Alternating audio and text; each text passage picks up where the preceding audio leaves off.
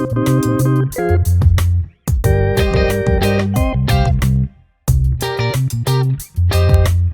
à tous. Je me présente dans quelques secondes.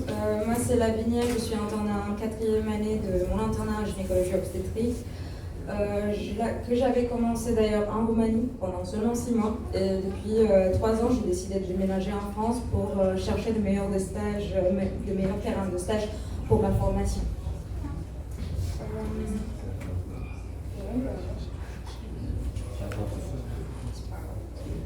J'ai décidé d'attaquer le sujet de faisant fonction interne parce que c'est un sujet qui reste assez divers, assez éprouvant. La population des internes aussi elle est hétérogène de base, assez diverse. Et il y a parmi tous les internes en gynécologie obstétrique des divers médecins étrangers qui font bien partie. Le poste de faisant fonction interne était initialement conçu, apparu comme réponse à un besoin de différents centres agréés, finalement de combler de postes, de servir différentes populations et aussi de faire différents services fonctionner.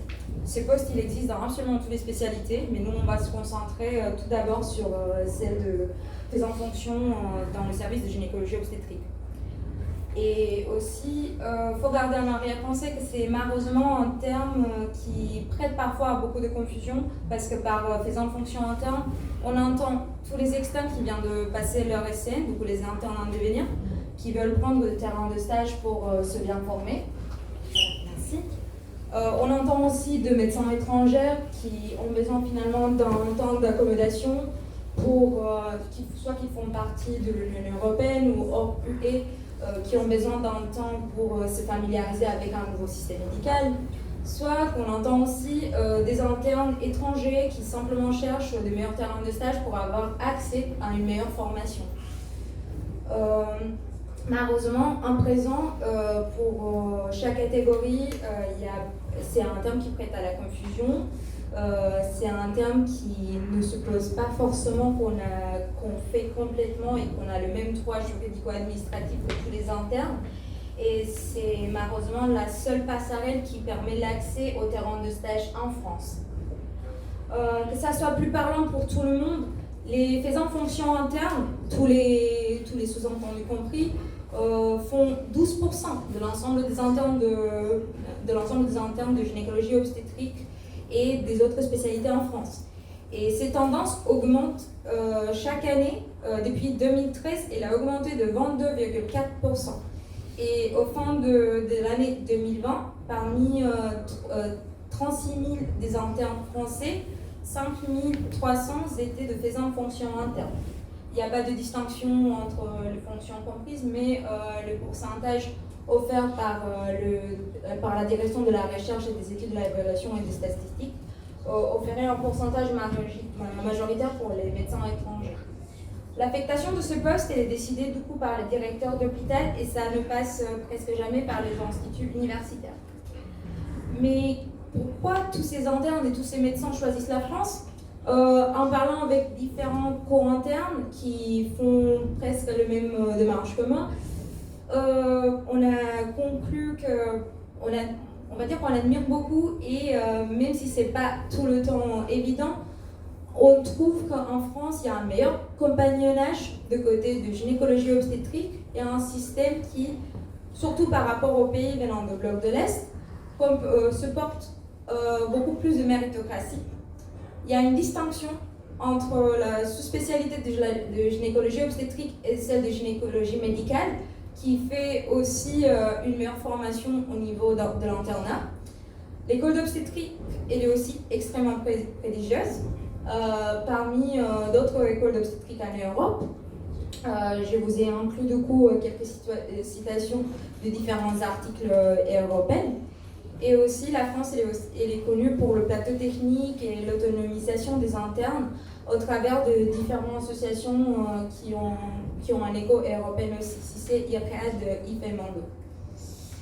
Les avantages de l'existence de ces postes, du coup, c'est surtout pour les internes en devenir, qu'ils ont la permission et qu'ils arrivent à se mieux préparer devant un internat qui ne va pas le surprendre autant. Pour le médecin étranger aussi, c'est un moyen de se familiariser avec le système et en même temps, ces années de FEFI peuvent être valorisées ultérieurement en fait pendant la procédure d'autorisation d'exercer à long terme en France. Par contre, au niveau des désavantages, il n'y en a pas assez peu. Comme je viens de dire tout à l'heure, il n'y a pas un accent assez bien concentré sur la formation, sur l'activité de recherche et universitaire. Il n'y a pas forcément une bonne différence entre le statut d'apprenti et celle de salarié. Dans ces sens-là, il n'y a pas d'évaluation systématique finalement de parcours de ces internes ou médecins étrangers, du coup ils sont un peu perdus de vue, on va dire. Il n'y a pas de différence au niveau de la rémunération en fonction de l'année des études ou de l'expérience antérieure en France. C'est pas possible de prendre des disponibilités, soit qu'il s'agit pour une cause d'épuisement professionnel ou pour des études de recherche. Et il y a après c'est juste une expérience, on va dire, subie par des intervenants de pays non francophones, mais il y a quand même une discrimination quand il s'agit de la barrière de la langue, qui peut être plus ou moins entendue. Ensuite, bien sûr, on est tous des acteurs de notre propre formation, et si on montre de la volonté, il y aura toujours la possibilité de trouver des gens qui seront à notre écoute et aussi qui seront à nos côtés pour nous aider à nous bien former. Mais il y a besoin aussi d'accentuer quelques axes d'amélioration, notamment d'affiner la terminologie juridique et administrative afin de faire une vraie différence entre ces statuts.